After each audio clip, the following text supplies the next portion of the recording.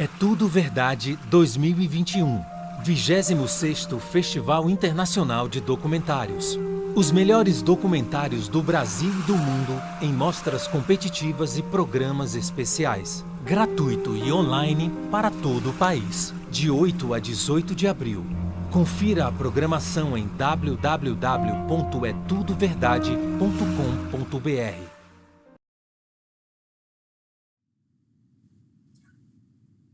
Bom dia a todos, sejam bem-vindos à abertura dessa que é a 18ª Conferência Internacional do Documentário, uma co-realização, mais uma vez, do É Tudo Verdade e do Itaú Cultural. Eu quero começar agradecendo ao Eduardo Saron, diretor do Itaú Cultural, que no ano passado nos convidou para retomar a conferência que tinha sido interrompida durante 2 anos. Muito obrigado, Saron, então, por esse resgate e pelo apoio também do Itaú Cultural e o patrocínio do Itaú ao É Tudo Verdade nessa que é a sua 26ª edição.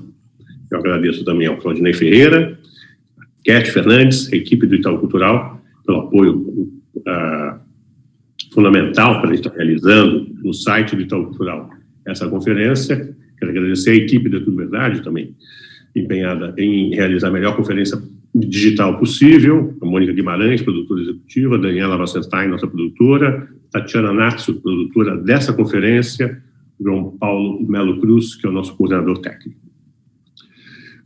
Nós, neste ano, decidimos voltar a uma tradição dos primeiros anos da conferência, que é fazer uma conferência monotemática. Isso se deve muito pelo fato disso se impor quando a gente fala de Chris Marker. O centenário do Chris Marker, sendo celebrado nesse ano, o Marker foi um dos mais originais realizadores de cinema de todos os tempos. Ele dedicou a maior parte da obra dele a documentário, mas também trabalhou com ficção. E foi por exemplo, um dos fundadores do cinema ensaio, um dos fundadores do documentário epistolar, um dos pioneiros do cinema direto, um dos pioneiros da nova onda de cinema militante feito em grupos anônimos no final dos anos 60 e início dos anos 70. E, no final da carreira dele, foi trabalhar com novas mídias, foi trabalhar com criações para CD-ROM, internet, games. Ele foi um dos poucos revolucionários verdadeiros a trabalhar em cinema. E é fundamental, nesse ano, o É Tudo Verdade, prestar uma homenagem a essa obra.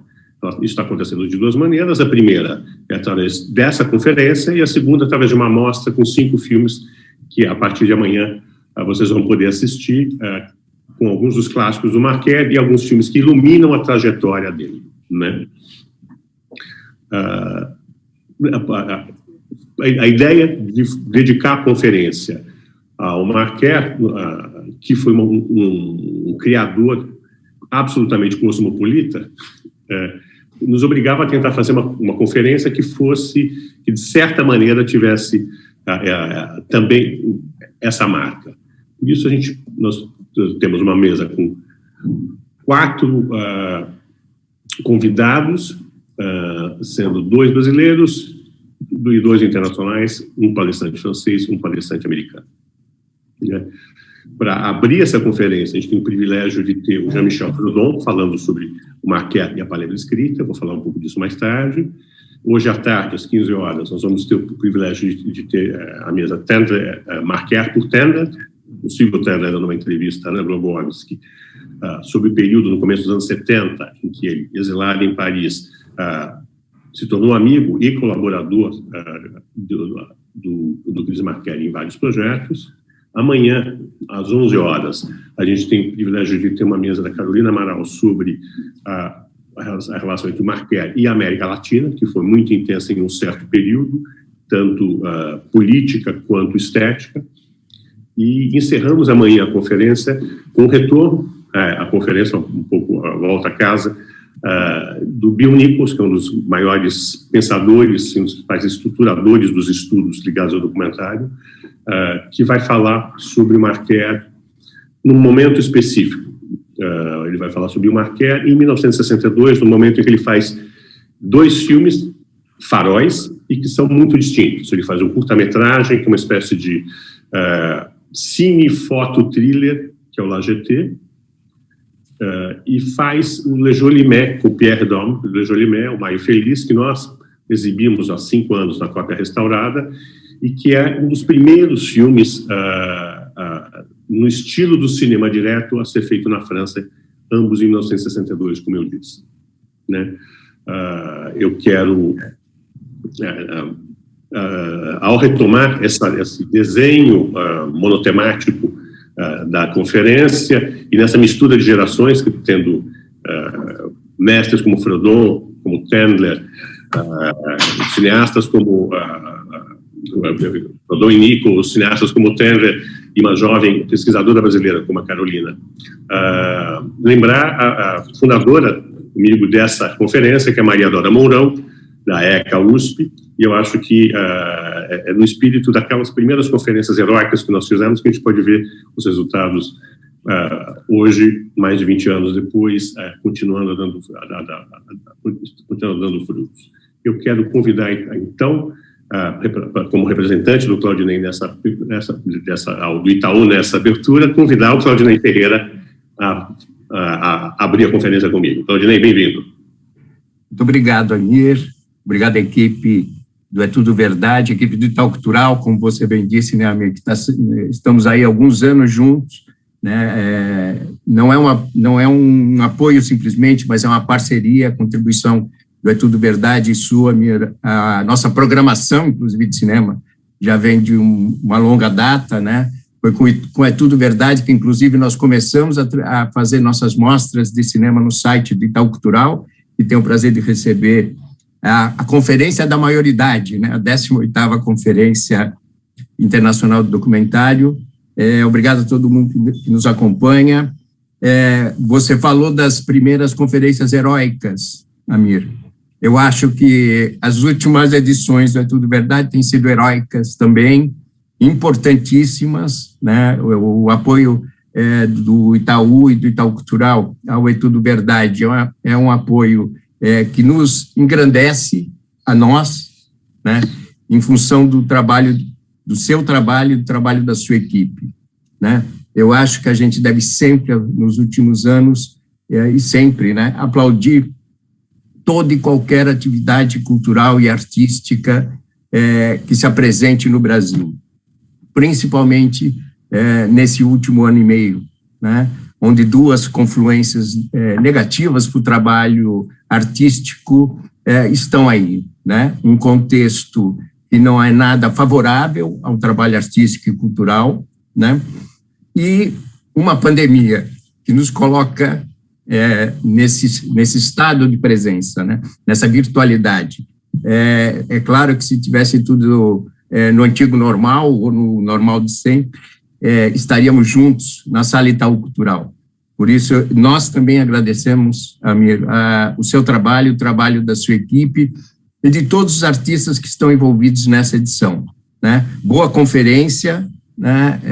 Eu estou aqui em nome do Saron só para falar, porque ele teve um imprevisto, infelizmente não pôde participar, senão ele estaria aqui te abraçando. Obrigado. Obrigado a você, um grande abraço ao Saron, reitero meu abraço ao Saron, minha gratidão. O que a gente vai assistir agora é a primeira, então, das 4 conferências desse ano. As conferências foram, como elas estão acontecendo online, elas foram gravadas para elas poderem ser subtituladas, legendadas, como fosse o caso, e terem também tradução por linguagens de Libras. De Libras. Estamos aprendendo, estamos todos aprendendo com o passar do tempo. Essa primeira mesa é muito especial e eu quero agradecer demais ao Jean-Michel Frodon por ter aceito o convite. É a primeira vez que ele participa dessa conferência. Ele é um dos mais brilhantes críticos de cinema surgidos na França depois dos anos 70. É autor de um belíssimo livro sobre a história do cinema francês pós-Segunda Guerra, de um recente livro sobre o Abbas Kiarostami, e Ele foi crítico do cinema do Le Monde nos anos 90, foi editor-chefe do Cahiers de Cinéma de 2003 a 2009, é professor hoje de cinema no Instituto de Ciência Política, e o que me levou a convidá-lo a fazer essa conferência foi o fato dele ter, há 2 anos, realizado na Cinemateca Francesa, ao lado do Raymond Bellour e da Christine Valache, a mais importante mostra dedicada ao Chris Marker. Então, foi a mostra mais completa da produção audiovisual do Marker e também das suas instalações e produções como CD-ROM, etc. E também organizou um livro, um catálogo muito especial, acompanhando essa mostra na Cinemateca. E quando eu o convidei para celebrar o centenário, ele imediatamente veio com um tema bastante importante e bastante original, que ele intitulou Chris Marker, autor de comentários, frisando a relação muito íntima entre a palavra escrita e a obra do Marker, desde o começo da sua produção, desde antes de ele começar a fazer cinema, a fazer filmes. É muito interessante. E ele consegue, então, nessa primeira palestra, nos dar uma visão muito rica dessa relação cinema, imagem e palavra na obra do Marker, por toda a obra do Marker. Então, uma excelente introdução a essa conferência. Eu agradeço demais ao Michel Freudon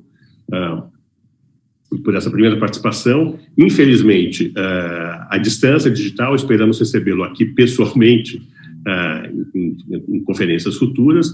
Agradeço demais, mais uma vez, ao Itaú Cultural, a toda a equipe da Tudo Verdade, especialmente a você, sua atenção. Peço desculpas pelo pequeno atraso que a gente teve. E vamos, então, ouvir Jean-Michel Freudon na primeira conferência deste ano do É Tudo Verdade Itaú Cultural. Obrigado.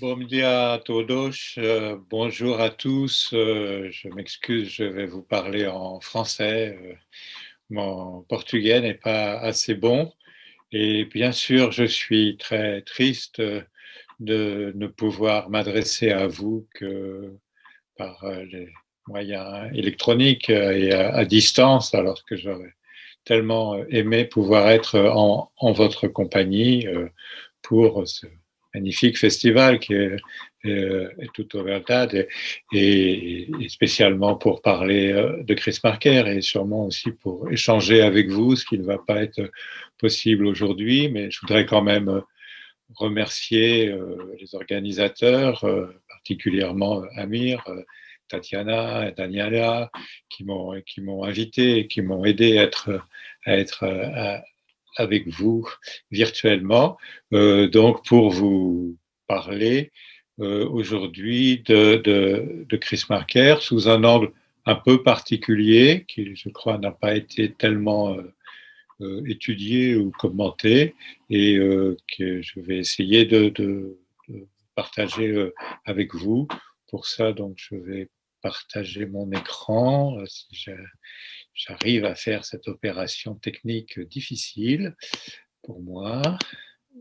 Voilà, et donc j'espère que maintenant vous voyez plutôt mon écran que moi, ce qui est mieux, c'est plus intéressant.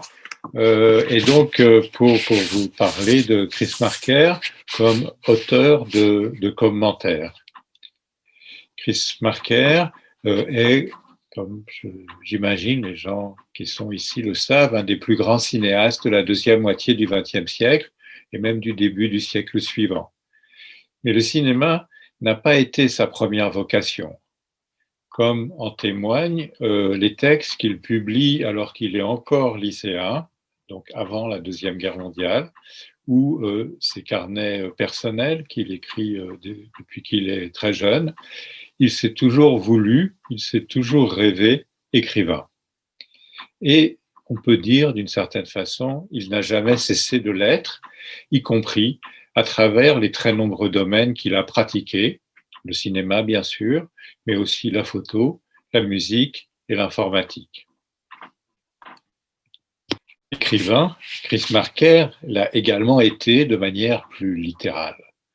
Pendant près de 15 ans, depuis les années de guerre jusqu'à son premier film en 1952, Olympia 52, il écrit inlassablement sous divers pseudonymes. Le plus fréquent au début a été le nom de Marc Dornier, c'est le nom qu'on voit dans le poème Chant de guerre que vous devez voir sur l'écran, avant que ne s'impose progressivement le nom de Chris Marker qu'il va ensuite adopter, même s'il continuera d'ailleurs à utiliser occasionnellement d'autres pseudonymes. Il écrit des articles, il écrit des contes, il écrit des poèmes.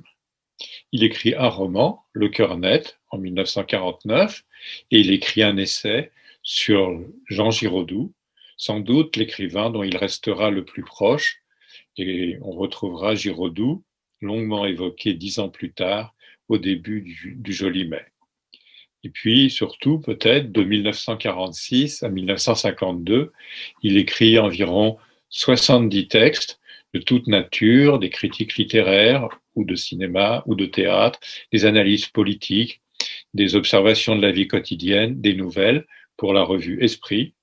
Et il publie aussi dans d'autres revues, sans compter ses participations nombreuses à de nombreux ouvrages collectifs ou des livres qu'il dirige. Mais pour porter ici attention surtout à son activité de cinéaste, il y a beaucoup de gens déjà qui ont repéré les affinités de Marker et du travail de Marker comme cinéaste avec la composition littéraire, d'ailleurs plus souvent la composition poétique que romanesque, et dans sa manière de faire des films, et notamment dans cette pratique dont il a été un maître unanimement salué, le montage. Dans sa préface au catalogue de l'exposition Chris Marker de la Cinémathèque française en 2018, la couverture que vous voyez, Florence Delay, l'actrice qui fut la voix inoubliable de Sans Soleil, mais qui fut et est toujours aussi et surtout écrivain, pouvait affirmer sa première invention fut d'être en tous les arts et métiers qu'il pratiqua un écrivain. Et elle ajoute, il n'a jamais renoncé au livre. Cette relation à l'écriture, si importante et si diverse chez Chris Marker, se manifeste également dans la pratique d'un type de film pour lequel a été inventé par le critique et théoricien André Bazin le néologisme de film-essai, à l'occasion d'un texte précisément consacré à un film de Marker, Lettres de Sibérie, dont vous voyez un extrait, le texte de Bazin, sur l'écran. Bazin écrivait à propos de ce film qu'il ne ressemble absolument à rien de ce qu'on a vu jusqu'ici en fait de films à base documentaire, à rien non plus du domaine du film à sujet. Et cherchant à définir le film, Bazin proposait cette expression, un essai documenté par le film. Le mot important ici étant celui d'essai, entendu dans le même sens qu'en littérature, effet à la fois historique et politique, encore qu'écrit par un poète. Comme on sait, cette notion, la notion de film-essai, a depuis connu une considérable fortune et on est venu à désigner un genre cinématographique à part entière dont on peut considérer que Marker serait le père et que c'est Bazin qui l'a baptisé. Mais il y a encore un domaine particulier où l'articulation de l'écriture et de la réalisation de films a trouvé avec Chris Marker un terrain d'expression exceptionnel, et c'est celui sur lequel je voudrais m'attarder aujourd'hui. Il s'agit du commentaire. De manière abusivement réductrice, mais pas entièrement fausse, Chris Marker est souvent défini comme réalisateur de films documentaires. Il faut rappeler pourtant qu'il est aussi l'auteur d'une œuvre de fiction matricielle, et même une œuvre de science-fiction, La Jetée, et que des films comme L'Ambassade ou Level 5 sont également des films de fiction, même s'ils recourent à des éléments documentaires. Le commentaire, tel que je l'entends ici, c'est-à-dire au sens le plus général de voix off accompagnant le déroulement d'un film, est présent partout dans ses réalisations, au-delà de la distinction entre les genres de films et de la séparation qu'on fait trop souvent, à mon avis, entre documentaire et fiction. Mais il est présent selon des modalités extrêmement variables.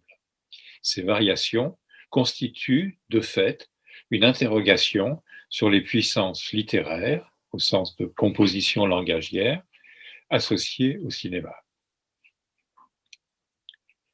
Il faut dire, pour commencer, que ces commentaires, les commentaires écrits par Chris Marker, possèdent en eux-mêmes une indéniable qualité littéraire, c'est-à-dire qu'ils peuvent très bien être lus avec autant de plaisir que d'intérêt informatif, séparément du film auquel ils étaient destinés. Et c'est ce dont témoigne l'édition par Chris Marker lui-même de 2 recueils de ses commentaires en 1961, sous l'intitulé donc de Commentaires pour le premier et Commentaires 2 pour le deuxième. Ces 2 volumes sont publiés par la maison d'édition dont Marker a été un des collaborateurs importants pendant presque toute la durée des années 1950, qui s'appelle le Seuil, les éditions du Seuil, sont des maisons d'édition françaises très importantes toujours aujourd'hui. Le premier volume de commentaires, celui qui est paru en 1961, comporte les textes écrits pour les films Les statues meurent aussi, le film que Marker a co-réalisé avec Alain Resnais, Dimanche à Pékin, Lettres de Sibérie, Description d'un combat et Kubasi. Le second volume concerne les films Le mystère Kumiko et Si j'avais 4 dromadaires. Ces volumes sont très intéressants à plus d'un titre. D'abord, on peut s'y intéresser pour le choix des films qui y figurent. En effet, tout ce qu'avait réalisé Marker à l'époque ne se retrouve pas dans les volumes de commentaires. Marker a choisi de ne pas publier, par exemple, le commentaire de son tout premier film, Olympia 52, tourné à l'occasion des Jeux Olympiques de Helsinki, et où pourtant il déployait déjà toute sa virtuosité de langage et sa capacité à faire jouer ensemble, y compris de manière décalée, comique, poétique ou critique, les mots et les images. N'y figure pas non plus dans ces volumes commentaires le texte de la voix off de La Jetée,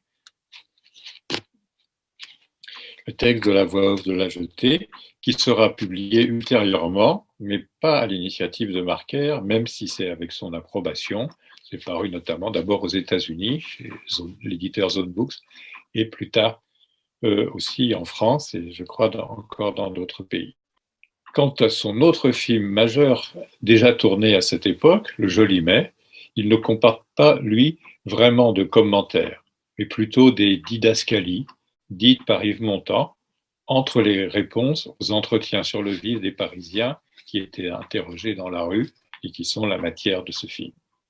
Dans ce film, Le Joli Mai, on entend également un poème de Jean Giraudoux, La prière sur la Tour Eiffel, qui est dit par Chris Marker lui-même, ce qui est une situation assez rare, car si Marker est assurément l'auteur de ces commentaires, le plus souvent il ne les dit pas lui-même, mais il les confie à des acteurs, Jean Negroni, Jean Vilar, Pierre Vanek, François Perrier, Simone Signoret, Florence Delay ou Alexandra Stewart pour la version anglaise de Sans Soleil, Jean-Claude Dauphin, André Dussolier, Marina Vladi, etc. Mais on entend de loin en loin sa voix qui accompagne un de ces films. C'est par exemple le cas dans Le mystère Kumiko, puis de nouveau par petites touches dans À bientôt j'espère, le film qu'il fait à propos des grèves des ouvriers à Besançon, de l'usine Rodiaceta, et il sera une des voix, parmi de nombreuses, du Fond de l'air est rouge. Métallique, crispée, la voix de Chris Marker, qui frappait toujours tellement ceux qui l'entendaient parler, est trop singulière pour ne pas être remarquée. Mais dans la plupart des cas, ce n'est pas avec elle, ce n'est pas par elle qu'il témoigne de la manière dont il a voulu être présent dans ses propres films. Chacun des deux volumes commentaires comporte, en plus des films déjà cités, un commentaire qui ne peut être entendu avec aucun film. Dans le premier volume de commentaires, le texte est L'Amérique rêve, et ce texte est bien le commentaire qui était destiné à un film, mais pas à un film de Marker, au film L'Amérique insolite de François Reichenbach. Ce commentaire a été refusé par le producteur, et sans doute, semble-t-il, par Reichenbach lui-même, parce que trop critique envers les États-Unis.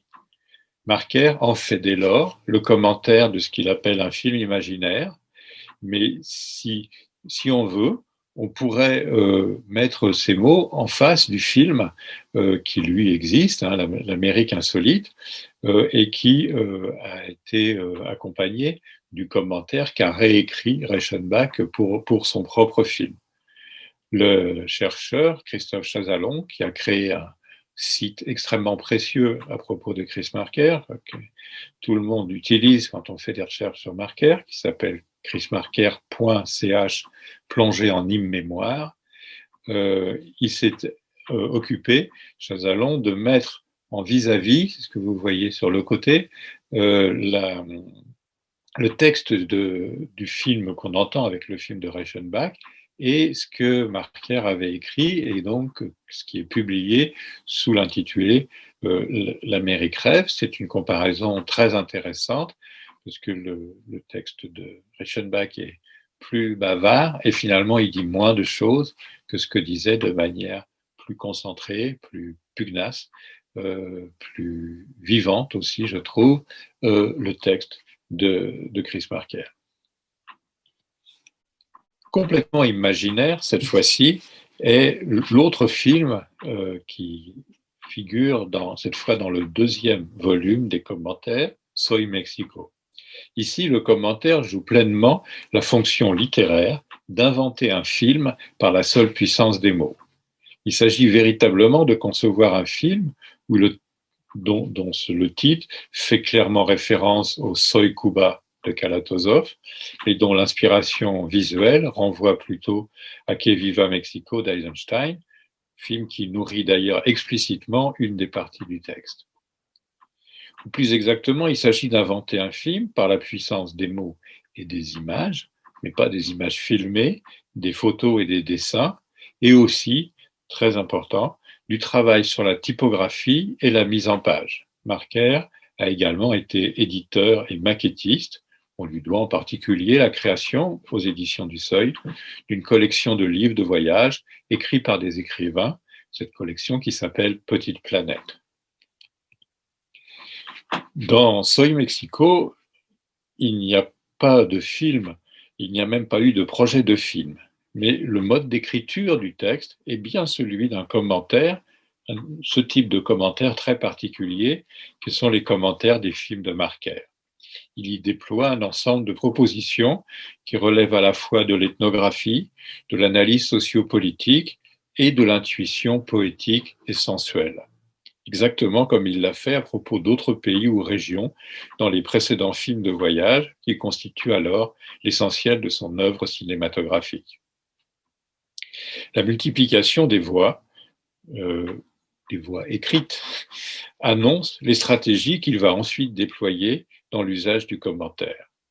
De même, la répétition de la phrase qui commence de nombreux paragraphes dans Soy Mexico, Yo también soy Mexico, annonce le rythme des Il m'écrivait qui scandent sans soleil.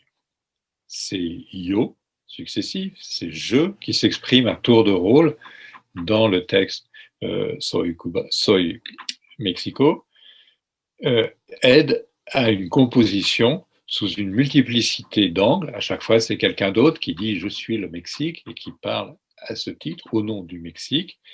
Et il met en valeur la complexité d'une approche portée à travers tout le texte par deux références majeures, l'indianité et la religiosité. Je vais vous lire la dernière page de ce commentaire d'un film qui finalement existe il existe imaginairement, c'est-à-dire qu'il existe comme devraient exister tous les films dans l'imagination ici des lecteurs comme au cinéma des spectateurs, et qui existe en s'appuyant à son tour sur une présence invisible, l'enfant pas encore né, mais qui est donc dans une parfaite continuité avec la nature de ce texte, de ce propos de ce film pas encore né, pourrait-on dire. Yo también soy Mexico. La dernière voix que nous entendons, c'est celle qui n'existe pas encore, celle de l'enfant qui n'est pas né, ou qui naît peut-être à cette minute dans une maison de Puebla, une hutte de la forêt, une clinique de Mexico ou en plein air, sur le grand plateau des Yaquis, dans une couverture apportée à la hâte parmi le trépignement des bêtes intéressées. Et si cet enfant est indien, mais qui n'est pas un peu indien au Mexique, c'est en lui que prendra forme le destin d'un peuple à qui la terre fut volée, la liberté volée, l'âme volée, et qui existe encore. Dans la brume presque tibétaine de leurs montagnes, les Chamoulas apprennent la démocratie, apprennent à élire leur chef. Dans les villages privés d'éducation et d'hygiène, de jeunes maîtres enthousiastes organisent l'apprentissage du XXe siècle par des jeux et des spectacles de marionnettes. Nul ne peut dire encore si la fatalité indienne sera tournée, et si c'est enfin dans l'Indien que le Mexique se libérera de la corruption, de la colonisation économique, de la névrose des riches et du fatalisme des pauvres. Mais si elle l'est, ce sera par moi, qui n'existe pas encore, qui ne suis pas encore né, ou qui naît peut-être en cette minute pendant que vous regardez la fin de ce film dans cette salle. Yo también soy Mexico. Moi aussi je suis le Mexique. Yo solo soy Mexico. Moi seul, je suis le Mexique. Il me semble qu'on entend admirablement ici le travail que fait faire à ce commentaire, d'invoquer l'existence à la fois d'un Mexique à venir, mais dont il a vu les traces réelles, et d'invoquer la possibilité d'un film qui n'existera pas et qui en fait n'a pas, il n'y a pas de projet de production de ce film, et donc de le faire exister autrement dans ces dernières phrases où on entend aussi toute cette richesse à la fois poétique et politique de l'écriture de Chris Marker.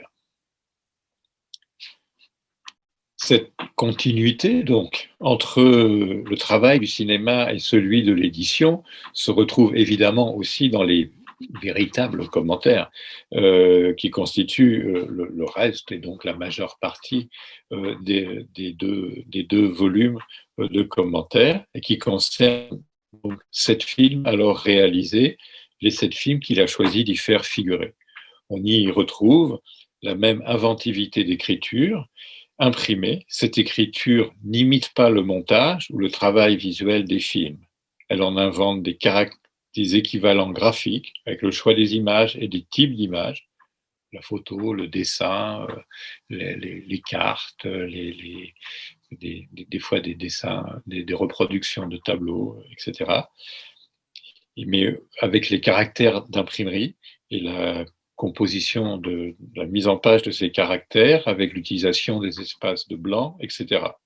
Au fond, il s'agit bien ici aussi de l'art du montage, mais réinventé pour les outils de l'imprimerie, en symbiose avec les pouvoirs à la fois d'information, d'affirmation et de suggestion que mobilisent les mots.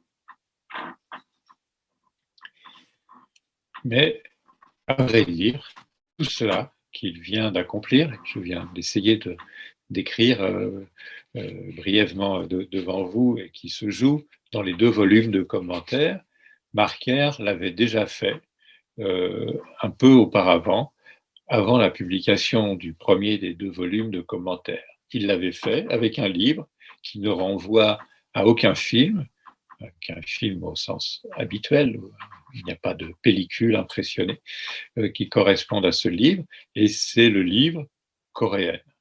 Coréenne, lui, n'est pas écrit comme un commentaire, mais il fait travailler différemment ce rapport du texte à l'idée d'un film possible. Et d'ailleurs, cet ouvrage est publié dans une collection qu'a créée Chris Marker, aux éditions du Seuil, et qu'il appelle court-métrage, et donc qui est bien clairement faite en affinité ou en écho avec le cinéma. En fait, dans cette collection, il n'y aura jamais d'autres livres, c'est le seul volume publié par la collection court-métrage aux éditions du Seuil. Dans Coréenne, la composition des textes et des photos dans la page relève explicitement de l'art du montage, mais sans que le texte ne commente les photos, ni que les photos n'illustrent le texte. C'est ce qu'écrit Marker lui-même pour présenter le livre. Cette formule, que le texte ne commande pas les photos, ni que les photos n'illustrent pas le texte, est comme le résumé de ce que fait Marker aussi comme réalisateur, ni illustrer ni commenter, mais ouvrir des écarts signifiants que chaque lecteur ou chaque spectateur peut investir pour lui-même. Plus de 20 ans plus tard, il refera un exercice du même type, donc la publication d'un livre avec une composition texte et image, un petit livre beaucoup plus mince, qui s'appelle le DPI et qui est cette fois consacré au Japon. Marker n'a évidemment jamais réalisé d'adaptation de ses livres, mais on peut dire que leur esprit a infusé dans nombre de ses réalisations.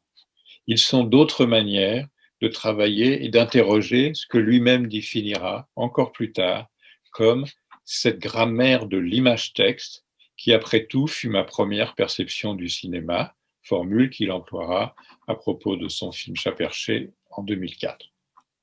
Lorsqu'il publie les 2 volumes de commentaires, au début des années 1960, Marker y fait donc figurer les textes rédigés pour les films qu'il a réalisés.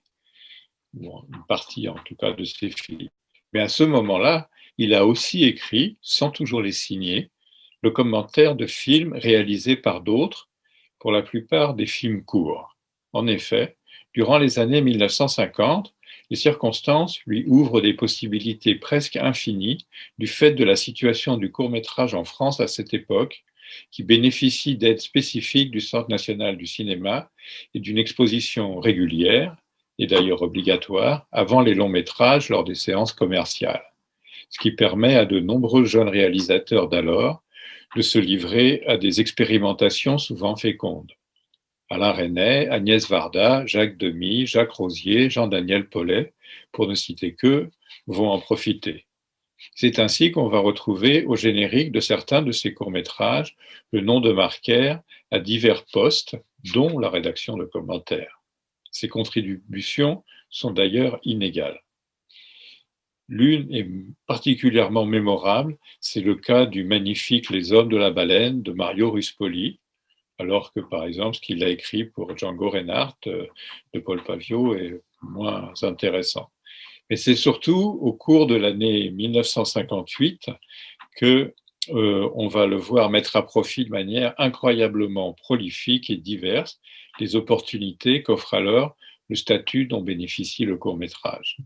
C'est vrai pour son propre film Lettres de Sibérie, dont il écrit le commentaire, qui n'est pas un court-métrage, mais aussi pour 4 autres films pour lesquels il écrit la même année: Le Monde a soif de Raymond Vogel, Vivarium de Gérald Calderon, Les Hommes dans le ciel de Jean-Jacques Langepin et André Suire, et La mer et les jours de Raymond Vogel et Alain Kalmenker, auquel s'ajoute encore la même année le texte qu'il rédige pour Broadway by Light de William Klein, dont Marker venait de publier le premier grand livre de photos New York aux éditions du Seuil. Ces films, très différents entre eux par les thèmes et par le style, participent de la luxuriante floraison de courts-métrages qui marque cette période. Parmi eux figure donc une curiosité, un court-métrage de commande intitulé Le siècle a soif, et pour lequel Marker écrit un poème en alexandrin humoristique. Il s'agit en fait d'une réponse à un autre court-métrage de commande tourné juste avant par son ami Alain Resnais, Le chant du styrène, pour lequel Raymond Queneau avait déjà composé un commentaire en alexandrin farfelu à la gloire des matières plastiques. Marker écrira également le texte d'une évocation poétique et politique conçue par Joris Ivens en 1963 à Valparaiso, et d'un long métrage qui eut à l'époque un grand retentissement, Le volcan interdit, du volcanologue et cinéaste Haroun Taziev. Mais si Marker écrit sur des sujets très variés et dans des tonalités qui ne le sont pas moins, son sens de la formule est aussi souvent mobilisé pour venir aider, pour venir sauver des textes qui, même de qualité, jouent mal leur rôle en contrepoint des images. C'est notamment ce qu'il fera en venant à la rescousse de l'écrivain Jean Quérol, l'auteur du texte qui accompagne ce film si important qui est Nuit et brouillard d'Alain Resnais. Il y a en tout donc un grand nombre de textes, de commentaires écrits par Marker qui ne se limitent pas à ses propres films. Raymond Bellour et moi, nous avons travaillé à essayer de réunir pour les publier l'ensemble des commentaires écrits par Marker, c'est-à-dire, outre donc les 7 films qui figurent dans les 2 volumes que lui-même a publiés, 29 autres commentaires, dont 10 signés, donc 10 désignés, destinés à des films réalisés par d'autres que par lui. Ce livre n'existe pas pour l'instant, celui qu'on essaye de faire avec Bellour. Dans la plupart des cas, quand on lui demande d'écrire ou de collaborer à l'écriture d'un commentaire, Marker est surtout sollicité pour sa virtuosité dans le maniement des mots, son humour, son érudition, son sens poétique. Mais très tôt, lui-même est conscient des enjeux politiques, c'est-à-dire des questions de pouvoir, qu'active la pratique même du commentaire. Un moment fondateur, ou en tout cas exemplaire, est bien sûr celui du triple commentaire des mêmes images, celle désormais connue comme la séquence du Yakout qui louche dans Lettres de Sibérie. Comme vous savez sans doute, ce passage, qui est à la fois comique et théorique, rend sensible ce qu'on sait tous très bien, mais qui est d'ordinaire tenu dans l'ombre par les films, que les mots peuvent donner des sens multiples aux mêmes situations.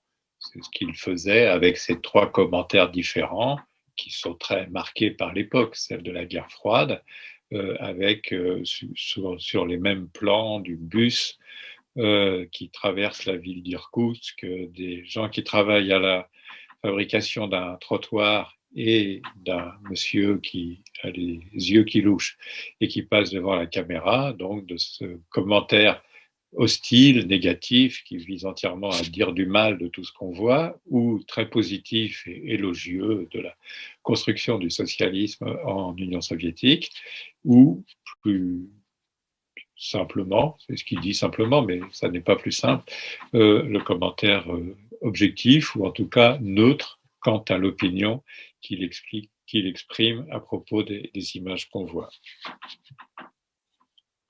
À cette époque, dans les années 60, la quasi-totalité des films de Chris Marker sont des films de voyage dans des pays où ont lieu des expériences qui prétendent rompre avec le capitalisme, c'est-à-dire la Chine, l'Union soviétique, Cuba et Israël, et tout ça dans un contexte de guerre froide où les commentaires de Marker ouvrent des relations critiques, humoristiques, interrogatives, parfois même farfelues, avec les images, et qui parviennent ainsi à garder une place et une liberté pour le spectateur, même si l'engagement de Chris Marker lui-même ne fait aucun doute et s'entend très bien. Ce sera aussi le cas pour un de ses commentaires les moins connus, même on peut dire presque inconnu, mais pourtant passionnant, celui qu'il va écrire pour un film qui est réalisé en Chine à la veille de la révolution culturelle, qui s'appelle Demain la Chine, de réalisateur et opérateur Claude Hotzenberger, et qui est aujourd'hui un document exceptionnel sur cette période de l'histoire chinoise. Le film a été distribué en salle en 1968, à un moment où les cinémas étaient fermés déjà de toute façon, et donc a été en réalité très très peu vu. On a retrouvé également tapé à la machine par Chris Marker le texte donc, du commentaire de ce film. En 1967, Marker va réinterroger différemment la position du locuteur-commentateur dans son film Si j'avais 4 dromadaires, film composé à partir des photos qu'il a prises au cours de ses voyages. Il se livre alors à un autre exercice littéraire, la composition d'un dialogue entre 3 personnes, dont une femme, qui ainsi éclate la position de l'énonciation de ce qu'on va bientôt appeler, à la suite de Lacan, le discours maître.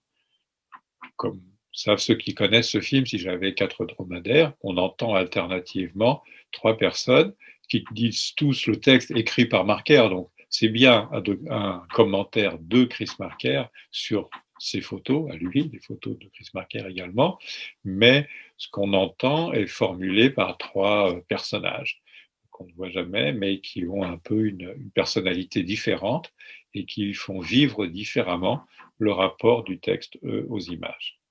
Cette stratégie critique et autocritique fait partie du retrait de Chris Marker comme auteur qui se met en place à cette période. Ce retrait se traduit par le fait qu'il coordonne, sans s'en revendiquer l'auteur, loin du Vietnam, ou qu'il crée le groupe Medvedkin pour transmettre les outils du cinéma aux ouvriers syndicalistes, après que ceux-ci aient critiqué sa propre vision dans le film À bientôt, j'espère, ou qu'il participe activement à de nombreuses réalisations liées à la révolution de mai 68 et à ses suites, mais sans jamais y apparaître directement, ni par son nom, ni par sa voix, ni par des textes qu'il signe.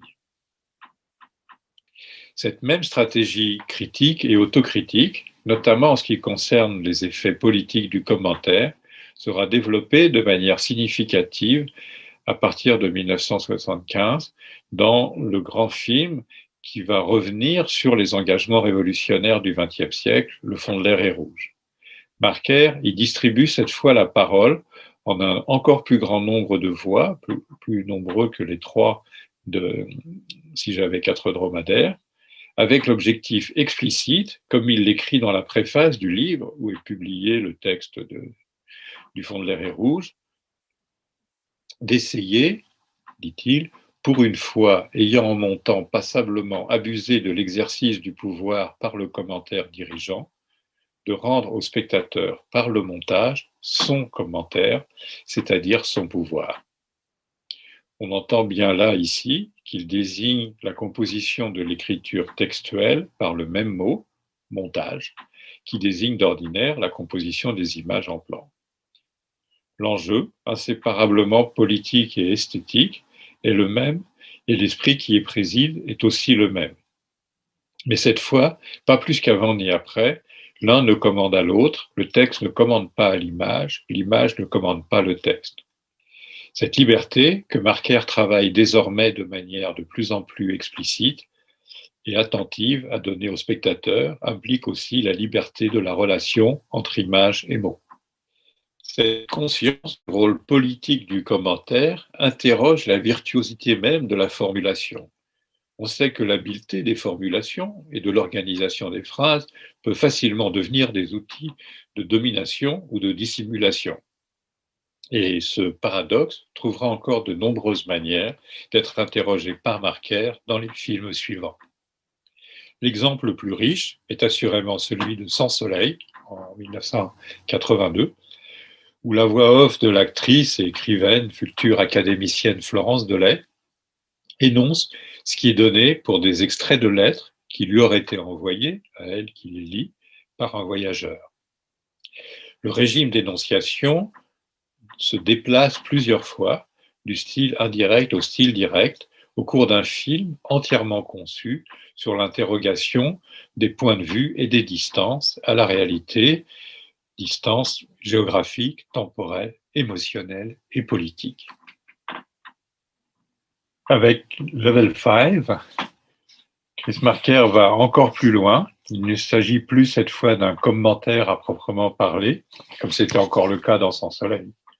On se trouve en effet devant un texte multiple, à plusieurs voix étagées, celle du personnage féminin, Laura, jouée par Catherine Belcoja, celle de divers témoins qui sont interrogés dans le film sur un mode documentaire, un personnage énigmatique et probablement décédé, la voix venue d'ailleurs de Chris Marker lui-même, celle de l'ordinateur ou du logiciel du jeu vidéo.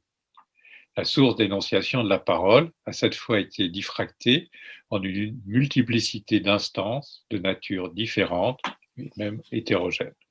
À la même époque, c'est-à-dire dans les années 90, Marker a pris l'habitude de laisser parler à sa place le chat Guillaume, Guillaume en Égypte, qui répond aussi à sa place aux interviews. Guillaume vient même parfois se disputer et prendre l'avantage sur un Chris Marker qui, par ailleurs, se disperse, multiplie les pseudonymes et les avatars, dont celui de Sergei Murasaki, notamment sur le monde virtuel de Second Life, où il a construit son propre musée. On ne peut pas détailler ici toutes les procédures qui ont été mobilisées par Marker pour, du même élan, enrichir et critiquer cet acte aussi banal qu'inexorablement étrange qui consiste à associer des mots et des images. On soulignera seulement que dans son dernier long métrage, Chat perché, donc en 2004, il aura cette fois entièrement supprimé les voix off, mais pas le commentaire. Le commentaire vient, dans Chat perché, s'inscrire sur des cartons comme au temps du cinéma muet. Ça a été une des nombreuses manières, non pas de diminuer le pouvoir d'orientation des mots, mais de le rendre visible. Voilà, au terme de cette traversée, et on peut, je crois, dire qu'au sein de cette immense aventure artistique et politique aussi, qui est l'œuvre filmée de Chris Marker, il s'est ainsi joué, en particulier, une aventure de la parole dans les films, des mots avec les films, aventure magnifique mais problématique que Chris Marker n'aura cessé de remettre en jeu et en question, et dont j'espère avoir pu vous donner un aperçu assez complet, même si, bien sûr, il y aurait encore bien des choses à en dire et bien des pistes à explorer dans ce domaine-là en particulier. Je vous remercie.